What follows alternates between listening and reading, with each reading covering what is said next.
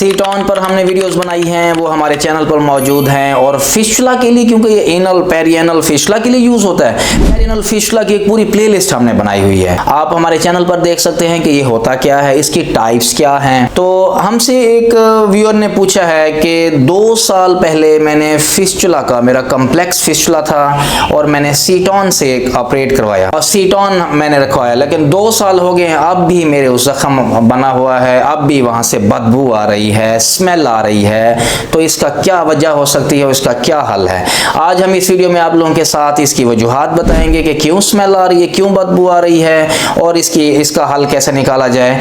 तो आज हमारी वीडियो सीटॉन से रिलेटेड है। इससे पहले हम आप लोगों को एक स्टोरी सुनाते हैं जो सच्ची एक है। आप लोगों को पता होना चाहिए कि ये जो सीटॉन हम रखते हैं, इसकी केयर की बहुत जरूरत होती है। तो सीटॉन की केयर कैसे करने हैं, इस पर भी हमारी एक वीडियो है। हमारे पास 2 दिन पहले एक पेशेंट आया, उन्होंने एक जगह से पहले पेरिनल एब्सेस, स्टोरी इसी तरह स्टार्ट होती है कि पेरिनल एब्सेस बनेगी, गाढ़ बनेगा, वो खुद फट जाएगा, फिर वो जाके पहले सफाई उसकी होगी और उसके बाद फिर फिशुला में तो ये इसने चेंज होना ही होना होता है।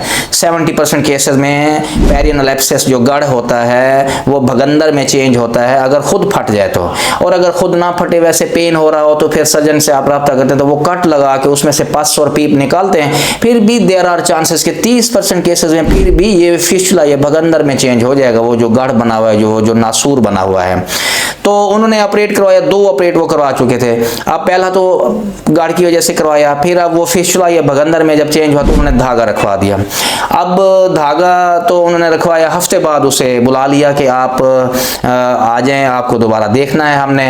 अब उनके जो सर्जन थे, सर्जन के असिस्टेंट ने जब उन्हें देखा तो अब जब देखा तो उन्हें धागा नज़र आ रहा था, तो उन्होंने सीटॉन को असेस किए बगैर कि वो धागे को देखें कि अब क्या है, क्या सूरत हाल है, नीचे आ गया है, क्या है। उन्होंने जहां वो धागा लगा हुआ था, तो जहां नाट लगी हुई थी, नाट के साथ तकरीबन हम कोई इतना लंबा जितना धागा छोड़ देते हैं, जिसको बाद में पेशेंट फिर टब में बैठते उसे खींच रहे होते हैं ताकि थोड़ा ऐसा ऐसा नीचे आता जाए। तो उन्होंने वो धागा ही काट दिया, नाट से नीचे ही धागा काट दिया। अब 3-4 महीने हो चुके थे इस ऑपरेशन को। पेशेंट को भी बाज़ दफ़ा नॉलेज नहीं होती है। बहुत सारे हमारे पेशेंट्स अब हमारी वीडियो से, इस तरह की वीडियोस देखकर अब वो नॉलेज होती है और हमें खुशी होती है जब वो हमारे पास आते हैं तो उनके पास से नॉलेज होता है कि ये क्या होता है फिशुला। अब बहुत सारे पेशेंट्स को अभी भी नॉलेज नहीं होता, वो उन्हें नहीं आइडिया हुआ कि ये क्या चीज़ है। तो अब वो धागा लगा हुआ तो है लेकिन उसकी केयर नहीं हो पा रही। वो धागा हिलाना है, थोड़ा सा उसको नीचे खींचना है, दर्द बर्दाश्त करते हुए जितना नीचे खींच सकते हैं, अब वो हो नहीं रहा। तो अब वो पेशेंट उसी तरह पस के साथ वहाँ पे ऐसे पस अभी भी आ रही थी, जख्म वहीं पे था। तो हमें अब वो धागा चेंज करना पड़ा, वो जो ग्रेनुलेशन टिश्यू थी उसकी सफाई करनी पड़ी। तो इसकी केयर बहुत ज़रूरी होती है, स्पेसिफिक इसकी केयर होती है। अब इसी तरह के हम अपनी वीडियो की तरफ आएँ तो ये केयर के हवाले से अब 2 वजूहात हो सकती हैं। अगर अभी भी स्मेल आ रही है, बदबू आ रही है और आप घर पे असेस करना चाह रहे हैं, या तो इसमें इन्फेक्शन हो गई है, और ये इन्फेक्शन भी क्यों हुई है, दूसरी वजह भी इससे रिलेटेड है कि पोर हाइजीन होगी, इस एरिया की सफाई सुथराई आप सही तरीके से नहीं कर रहे। आप अपने सर्जन से गाइडलाइन लेकर जाते हैं, आपका सर्जन आपको बताता है तो आप वैसे अमल नहीं कर पा रहे होते, या फिर आपका सर्जन आपको सही तरीके से समझा नहीं सकते, आपके जो सर्जन होते हैं उसको सही तरीके से नहीं बता सकते, जिसपे जो आपको समझने में गलती होती है या कुछ होता है, तो एरिया आपका उस सफाई सुथराई का निज़ाम ख़राब होता है। इन 2 वजूहात को हम कैसे डील करेंगे? अगर तो ये पोर हाइजीन है तो इसको हम प्रॉपर गुड हाइजीन बनानी है, इसकी अच्छी सफाई सुथराई रखनी है।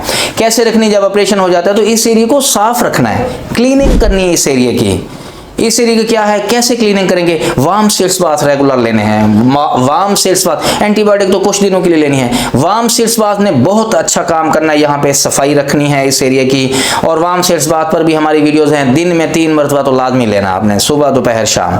उसके बाद अगर पखाना आता है तो उसके बाद भी लाजमी बैठना है, क्योंकि पखाना इस ऐसी जगह पे ये जख्म होता है, यहाँ से पखाना गुजरता है और इसको खराब कर देता है। तो वार्म सीट्स बाथ से इस एरिया की क्लीनिंग होगी। जब आप वार्म सीट्स बाथ कर लेंगे तो वार्म से इस बात के बाद इस एरिया को आपने ड्राई करना है।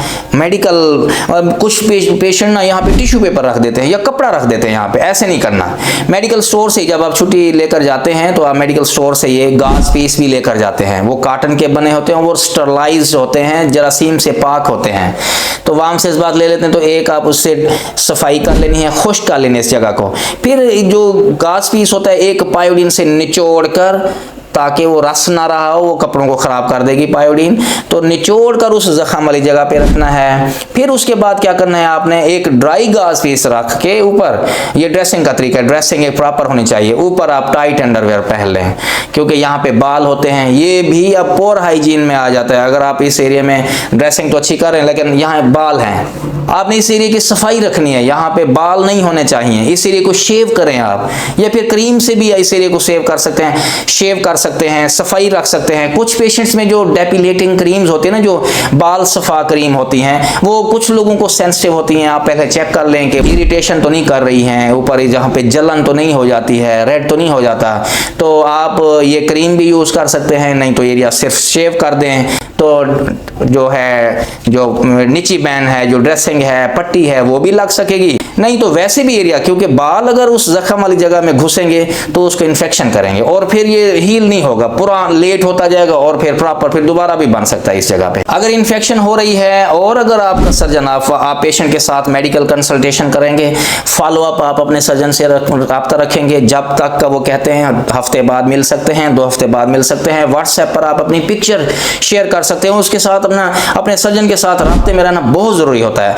And if he sees that there is infection, तो वो आपको एंटीबायोटिक्स भी दे सकते हैं। एंटीबायोटिक खुद नहीं लेना शुरू कर देनी, घर में आपको आइडिया तो हो जाएगा कि ये हील नहीं हो रहा, या फिर इसमें से रेशा ज्यादा आ रहा है, या इसकी केयर आप सही कर नहीं पा रहे, वो तो चीजें आप ठीक कर सकते हैं। लेकिन एंटीबायोटिक की अगर जरूरत होगी तो कोई मेडिसिन भी आपने खुद नहीं लेनी है, अपने सर्जन से पूछना है, सर्जन की एडवाइस लेनी है, उनसे जाके मिल लेना है। उनसे एक दफा मिल लेंगे तो आपको आइडिया हो जाएगा कि कौन सी एंटीबायोटिक लेनी है, वो आपकी कंडीशन देखकर ही बताएंगे। तो ये 2 एहतियातें हैं, एक तो प्रॉपर हाइजीन रखनी है, इस एरिया को साफ सुथराई रखनी है, इसके इन्फेक्शन को खत्म करना है। तो इसके लिए तीसरी एक अहम एहतियात है कि आप अपने सर्जन से राब्ते में रहें। जब आप सर्जन से राब्ते में रहेंगे तो ये होगा कि आपका एक प्रॉपर ट्रीटमेंट चलती रहेगी, इलाज चलता रहेगा, वक्त के साथ साथ ये सारी चीजें खत्म होती जाएंगी, फिर ये कभी प्रॉब्लम नहीं आएगा। लेकिन अगर ये एरिया आप सर्जन से नहीं मिल रहे, ये एरिया रेड हो रहा है, स्वोलन हो रहा है, यहाँ रेशा ज्यादा बढ़ रहा है, तो ये अलामत है कि इन्फेक्शन बहुत ज्यादा हो रही है। आप अपने सर्जन से मिलें और उसका फिर नेक्स्ट प्लान पर आप एडवाइस जो देंगे आपको उस पर अमल करें। उम्मीद है आप लोगों को ये वीडियो अच्छी लगी होगी। एनल पेरियनल फिस्टुला पर हमारी एक सेपरेट प्लेलिस्ट है, वो भी आप देखें। ये वीडियो भी लाइक करें और ये वीडियो शेयर भी करें और उनके साथ शेयर करें जिनको ये प्रॉब्लम है, जो घबराते हैं, किसी से डिस्कस नहीं करते। कोई आपका दोस्त है जिसको ये प्रॉब्लम है और वो कोई अपने दोस्तों के साथ किसी एक के साथ शेयर करते हैं। अगर आप if you happen to be that person, अगर आपको वो बता रहा है तो आपने लाजमी हमारी ये वीडियो उनको रिकमेंड करनी है ताकि उन्हें फायदा हो और वो कोई एक्शन ले सकें। लोग परेशान रहते हैं, किसी को दिखाते नहीं है, किसी से डिस्कस नहीं करते हैं, सर्जन से नहीं मिलते, बहुत सारा टाइम जो है ना वो नॉन सर्जिकल ट्रीटमेंट में घुसे रहते हैं। हकीमों के पास जाएंगे और फिर जो है ना होम्योपैथिक का इलाज करते रहेंगे। सर्जरी के अलावा फिस्टुला ने ठीक नहीं होना। इस वीडियो को भी लाइक करें और ये चैनल भी सब्सक्राइब करें, बेल आइकन को भी प्रेस करें ताकि न्यू आने वाली वीडियो हम आप लोगों के साथ नोटिफिकेशन के जरिए शेयर कर सकें। वीडियो देखने का बहुत शुक्रिया।